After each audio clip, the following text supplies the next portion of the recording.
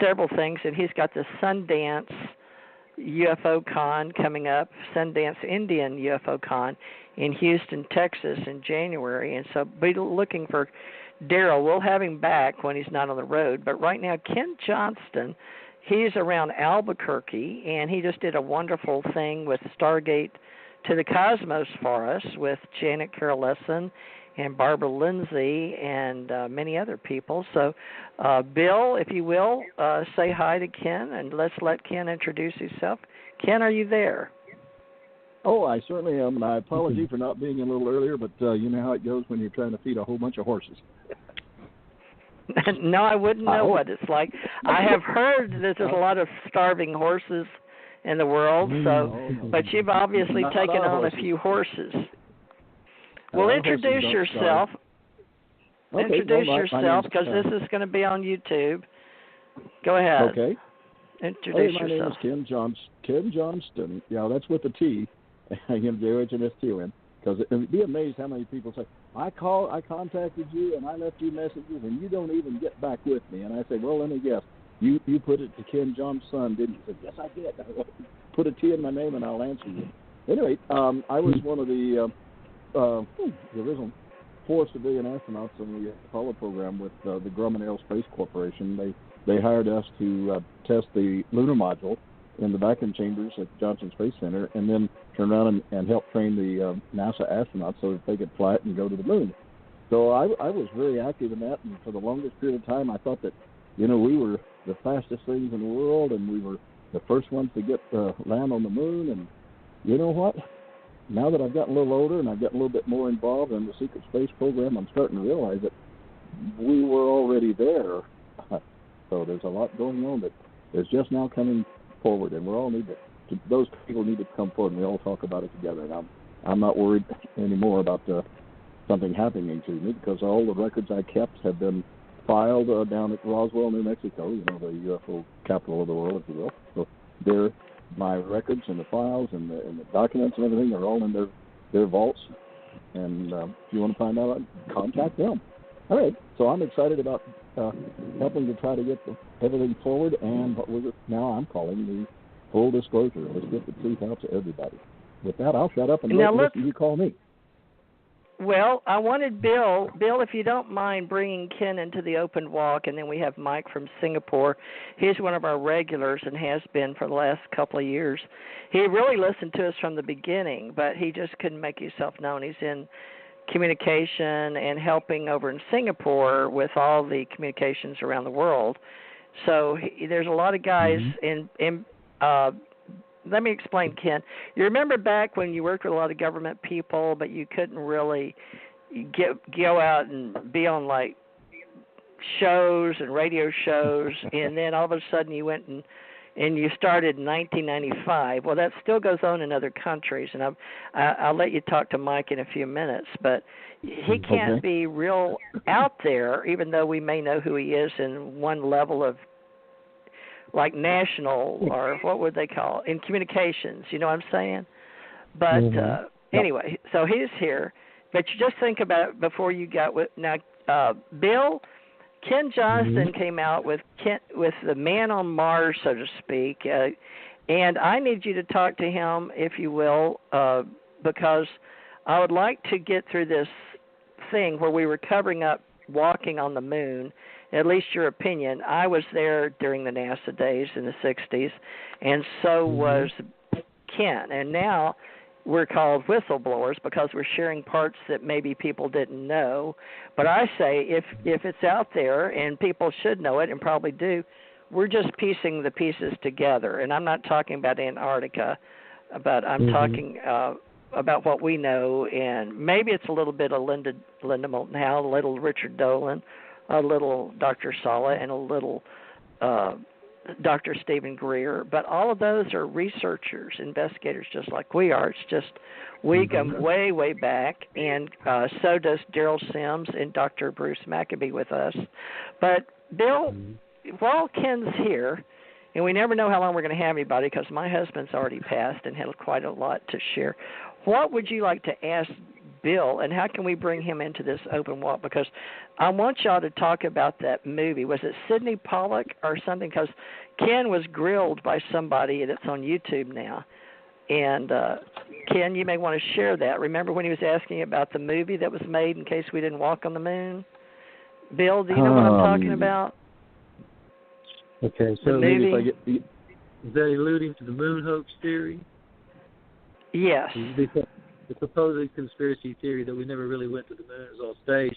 Yeah, I actually wrote an extensive article about that, which I titled "Moon Hoax Theory Is Itself a Hoax," because I really see it that way. You know, we did go to the moon. There's no question about that. And in fact, pretty much all the science you can point at, these alleged things they claim to be proof of the fact that we didn't, it all just amounts to people who are ignorant about real science. Right. Time and time again we see that. You know, their arguments are extremely spurious at best. And but I think there has been a political agenda. You know, the first time that moon hoax theory aired on television as a documentary, it was on Fox. And I think that's significant. I see time and time again, you know, they're pushing ideas that are clearly false, and it's like a propaganda machine trying to convince us of something, and they've unfortunately succeeded with a lot of people. You know, you mentioned Dr. Stephen Greer. I saw him on a documentary talking about the moon hoax theory like he accepted it was real. And I can't understand why he would. It's so obviously fake. You know, you talk about fake news, that's some fake news right there, that moon hoax theory. Seriously fake. And I really do believe that the initial proponents were people who knew better, who were essentially lying. And they fooled a whole lot of people. And so now the people who continue to perpetuate the moon hoax theory, they're like pawns of those people who created a lie. That's basically the way I see the moon hoax theory. Okay. So Ken, how do you view it? There was a movie made, right, Ken? There was a movie made in case they didn't walk on the moon, and I was hoping you could talk about how we you know, you were asked about that, and do you know about the guy? It's out on YouTube, but it was such a good close deal. But you said you could tell the difference, and of course I could tell, and some people can. Yeah. The moon, but do you remember the name of the gentleman that put it out? I could any other time. Actually, gosh, I don't know where to begin with all this. Let's go back to the beginning. And that is that we all had to have top secret clearances, and I had my total top secret clearance, and I sat in meetings even with Werner von Braun and some of the top people, and you know we didn't even talk about stuff that might be already on the moon. We just stayed focused on what we thought. We were being the very first ones. We were in a big race with the Russians to be the first ones to get out there. So I'll get back to that a little bit later whenever I finally have come to grips with the fact that there may have been other things going on. Now, once we were all set to go ahead and land on the moon, and there was there was an Astrodome there in Houston, which was one of the very first ones built, and this was before it was released to the public. And you may have to help me with the name on this thing here, Theresa. What was it? We called it that particular program because there were hundreds of us, all of us that were. Are you talking about the Apollo missions? I don't know which ones you're talking about. I'm talking about the Apollo missions, and people forgive me just a minute, but unfortunately I am the result of people trying to use their cell phone while they're driving, and we stop at T intersection, and this woman's coming around the corner on her cell phone and rear ended us, and I wound up with a little bit of damage, and I have to occasionally find out, okay, what were we just talking about, and then I can get back into scope. So it's really frustrating. I'm only 77, so I've still got a long way to go. Anyway.